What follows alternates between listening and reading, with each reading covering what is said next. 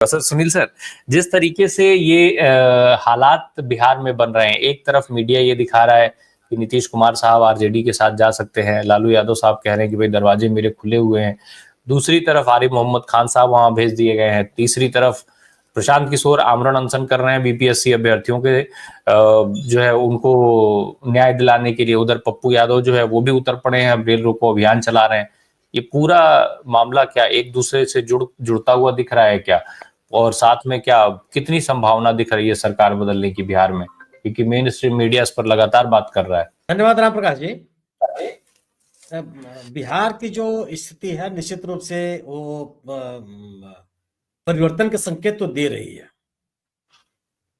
सवाल इस बात का है कि चुनाव के इस साल में नीतीश कुमार जी के सामने यह चुनौती है कि वह भारतीय जनता पार्टी को ताकत दें और अपने को हाशिए पे ले जाएं, या वह जिस तरह की राजनीति करते हैं उस तरह की राजनीति करने वाले दलों के साथ मिल करके भारतीय जनता पार्टी को रोकें और अपनी राजनीतिक अहमियत को बनाए रखें। भारतीय जनता पार्टी ने उनको मुख्यमंत्री का चेहरा भी घोषित नहीं किया। अमित शाह जी ने साफ साफ बयान दिया कि चुनाव के बाद तय होगा कि कौन मुख्यमंत्री बनेगा। अभी विजय कुमार सिन्हा जी जो भारतीय जनता पार्टी के वरिष्ठतम नेताओं में से एक हैं बिहार राज्य में, उन्होंने कहा कि भारतीय जनता पार्टी की सरकार, अपने स्तर पर बनी हुई सरकार, अटल बिहारी वाजपेयी के प्रति एक सच्ची श्रद्धांजलि होगी। भारतीय जनता पार्टी लगातार यह कहती रही है कि वो अपने बूते बिहार में सरकार बनाना चाहेगी और विभिन्न राज्यों में इसकी उसने कोशिश भी की है। ऐसा भी नहीं है कि अपनी कोशिश को उसने कभी छिपाया। तो अब अगर भारतीय जनता पार्टी बिहार में मजबूत होती है, अपने ताकत पर अपने बूते वो सरकार बनाने में सफल होती है, तो निश्चित रूप से यह जनता दल यूनाइटेड और आरजेडी और रामविलास पासवान जी की पार्टी एलजेपी, इन तीनों के लिए चुनौती होगी। भारतीय जनता पार्टी को मजबूत होने का मतलब ये नहीं कि और आरजेडी कमजोर हो जाएगी और जनता दल यूनाइटेड की ताकत बची रहेगी, ये संभव नहीं है। यह चुनाव के इस साल में निश्चित रूप से नीतीश कुमार जी के सामने एक विचार का विषय होगा। दूसरी चीज की ये भी है कि भारतीय जनता सरकार चला लेना अलग का सवाल होता है, लेकिन चुनाव में जाने की स्थिति अलग होती है। अब चुनाव में आप जा रहे हैं तो आप भारतीय जनता पार्टी के साथ रह करके आप जिस सामाजिक सशक्तिकरण या सामाजिक न्याय की राजनीति करती रही है जनता दल यूनाइटेड, उस वर्ग के मतदाताओं को अपने साथ तो रोके रख पाएंगे या वो आरजेडी के साथ चला जाएगा, यह भी विमर्श उनके सामने है। भारतीय जनता पार्टी अपनी राजनीति नीतीश कुमार को मजबूत करने के लिए नहीं करेगी। किसी भी राज्य में उसने अपने सहयोगी दलों को मजबूत करने के लिए नहीं की है। तात्कालिक उदाहरण महाराष्ट्र का सबके सामने है। उसने शिवसेना के बदौलत महाराष्ट्र की राजनीति की, महाराष्ट्र की राजनीति में प्रवेश किया, अपने पैर जमाए, शिंदे साहब के साथ आकर के उन्होंने अपनी सरकार बनाई। जो उद्धव ठाकरे हैं उनको उन्होंने किनारे किया। इस चुनाव में आते आते उन्होंने शिंदे साहब को भी किनारे कर दिया। उनके तमाम दबावों के बावजूद मुख्यमंत्री के रूप में उनको स्वीकार नहीं किया, और करना भी नहीं चाहिए था। सबसे बड़ी पार्टी बीजेपी उभर करके आ गई तो शिंदे साहब को मुख्यमंत्री क्यों स्वीकार कर दिया? तो ये स्थिति बिहार में भी है। अब केवल भारतीय जनता पार्टी के सामने भी ये चुनौती है कि वह नीतीश कुमार के बगैर बिहार की राजनीति में सफल नहीं हो सकती। उसको एक सहयोगी चाहिए और नीतीश कुमार जैसा सहयोगी चाहिए। दोनों के सामने है कि नीतीश कुमार अब बीजेपी को ताकत दे करके अपने को हाशिए पर ले जाएंगे या अपनी ताकत को बचाए रख करके बिहार की राजनीति में अपना संदर्भ बनाए रखेंगे। भारतीय जनता पार्टी प्राकारांतर से नीतीश कुमार को कमजोर करने की कोशिश लगातार करती रही। पिछले चुनाव में एलजेपी चिराग पासवान साहब आगे रहे। चिराग पासवान लगातार कहते रहे कि नीतीश कुमार को हराना मेरा प्राथमिक उद्देश्य है, हम उनको हराएंगे। बीजेपी ने कभी हस्तक्षेप नहीं किया। आज कुमार प्रशांत जी सक्रिय हैं। कुमार प्रशांत जी लगातार हमलावर हैं आरजेडी के ऊपर, नीतीश कुमार के ऊपर, लेकिन बीजेपी में हमलावर नहीं है। वो बीजेपी के बारे में उतने तर्क टिप्पणियां नहीं करते जितना वो आरजेडी या जेडीयू पर करते हो। और उनकी राजनीति भी काफी उनके बारे में कहा जाता है कि वो भारतीय जनता पार्टी को मदद करते हुए दिखाई पड़ते हैं। हालांकि स्वराज पार्टी के बाद उनका ये कहना है कि नहीं, मैं अपनी राजनीति कर रहा हूँ। वो अपनी अपनी राजनीति कितनी कर रहे हैं, बीजेपी की राजनीति कितनी कर रहे हैं, ये बिहार की जनता को समझना होगा। तो आज स्थिति यह है कि नीतीश कुमार जी के सामने चुनौती है, और मेरा अपना मानना है कि आरजेडी और जेडीयू अगर एक साथ मिल जाते हैं तो भारतीय जनता पार्टी के लिए कोई जगह बचेगी नहीं बिहार राज्य में। भारतीय जनता पार्टी इन दोनों को मिलने नहीं देगी, पूरा कोशिश करेगी कि इनकी दूरी बनी रहे, यह भी उनके सामने सवाल है। लेकिन और यह बात जो कही जा रही है कि हो सकता है कि राष्ट्रपति शासन लगा करके चुनाव कराया जाए, सत्ता अपने हाथ में लेकर के, ये संभव है, हो सकता है, कोई यह दूर की कौड़ी नहीं है, ये इस स्थिति बनेगी। लेकिन राष्ट्रपति शासन लगा करके भारतीय जनता पार्टी अपने लिए आलोचना के नए दरवाजे खोलेगी, और वह एक अच्छा पॉलिटिकल नैरेटिव नहीं बना पाएगी, और वो सत्ता का दुरुपयोग करके और चुनाव में अपनी बढ़त बना लेगी। मुझे लगता है कि बिहार राज्य में संभव होगा नहीं।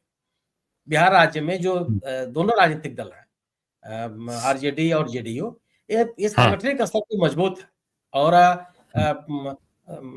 चुनाव के दौरान इनके कार्यकर्ताओं को या इनके संगठन को किसी तरह से प्रभावित कर लिया हो जाएगा, ऐसा लगता नहीं मुझे। सुनील सर, नीतीश को लेकर के जो बात अभी डॉक्टर राजाराम ने कही, नीतीश निश्चित तौर पे आप भी कह रहे थे कि रेलेवेंट बनाए रखना चाहेंगे। रेलेवेंट तो ठीक है कि बनाए रखा है उन्होंने अपने को बिहार की सियासत में, पर क्या भरोसेमंद भी रह जाएंगे वो जिस तरीके से अभी तक वो करते आए हैं, या सिर्फ उनका रेलेवेंट होना ही बिहार की सियासत के लिए महत्वपूर्ण है और काफी है?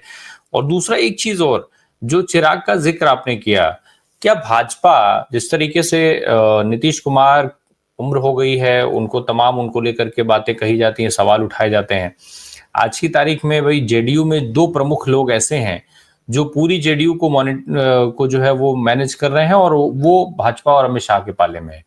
एक लल्लन सिंह और दूसरे संजय झा, ये दोनों लोग आज अमित शाह के करीब बताए जाते हैं। ऐसे में नीतीश कुमार का केवल रिलेवेंट रह जाना कितना इंपॉर्टेंट है बिहार की सियासत में? और एक तीसरा सवाल भी मैं जोड़ना चाहता हूं इसके साथ में, क्या तेजस्वी यादव के सामने ये सारी चीजें करके और लास्ट में फिर जो मोदी जी के हनुमान है चिराग, क्या उनको भी प्रमोट किया जा सकता है कि भाई एक चेहरा जो बिहार का मजबूत चेहरा आज की तारीख में है, युवाओं में भी एक उसका कुछ जो है पकड़ है उसकी, तो उसको हम आगे कर दें तो बिहार की सत्ता हमारे पास और मजबूती से आती हुई दिखे?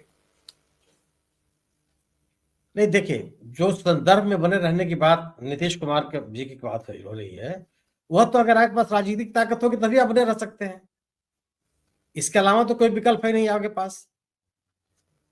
और वह राजनीतिक ताकत क्या बीजेपी के साथ बने रहने पर वो बची रहेगी? सवाल इस बात का।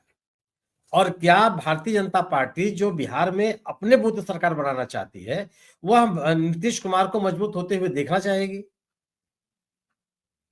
ये सवाल, ये बात समझनी है नीतीश कुमार जी को, क्योंकि जो सच्चाई है उसमें तो भारतीय जनता पार्टी ने उस किसी भी दल को मजबूत होते हुए नहीं देखना चाहिए जिसके बूते उसको राजित करना पड़ा, चाहे वो झारखंड की आजसू हो, और चाहे महाराष्ट्र की शिवसेना हो, और या जनता दल यूनाइटेड हो बिहार में।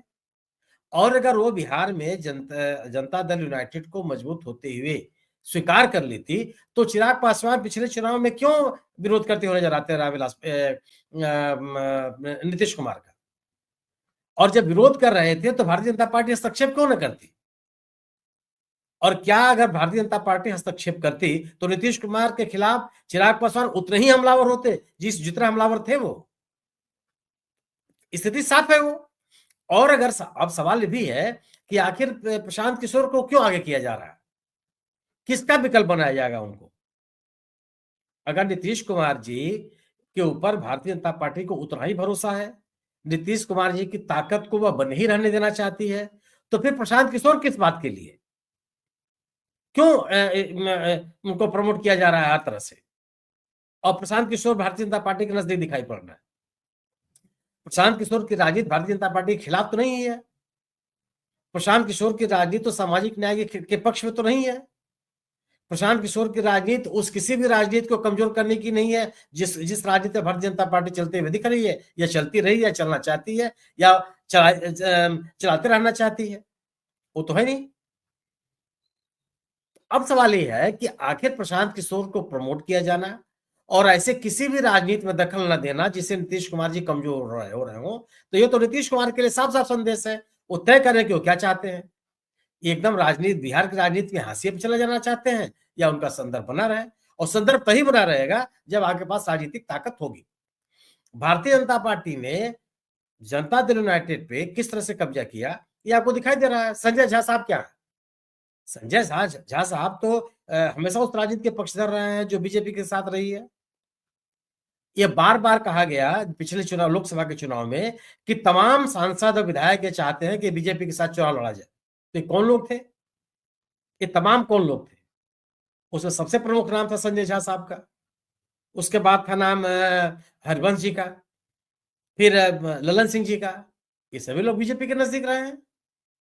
बीजेपी के साथ जो दूरियां बढ़ी, आरसीपी सिंह को लेकर के जब आरोप लगे बीजेपी के ऊपर, तो क्या इनमें से कोई व्यक्ति बीजेपी के खिलाफ हमलावर हुआ?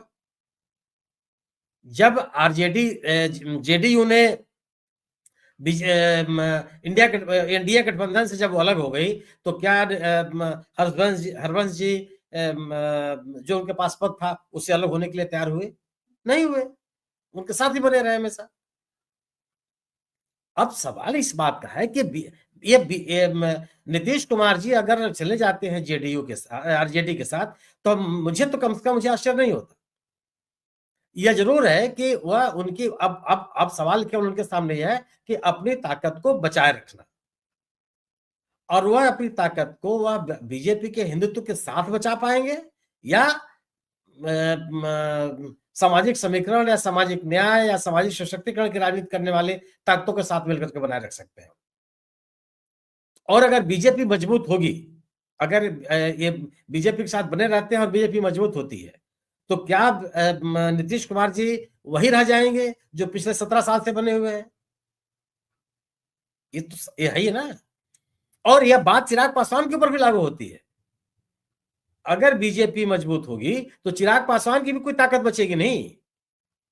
वो जो एक अलग राजनीतिक भूमिका में, एक राजनीतिक पहचान के साथ, एक राजनीतिक ध्येय के साथ आगे बढ़ रहे हैं, भारतीय जनता पार्टी इस राजनीति को स्वीकार नहीं करेगी उनकी। या तो भारतीय जनता पार्टी के एक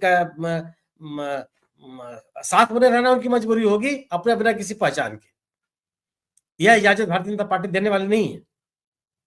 तो बिहार के तीनों राजनीतिक दलों को यह देखना होगा, प्रमुख राजनीतिक दल जनता दल यूनाइटेड, आरजेडी और एलजेपी, कि वह भारतीय जनता पार्टी की बढ़ती हुई ताकत में सहायक साबित होंगे या अपनी ताकत को बनाए रखने की कोशिश करेंगे।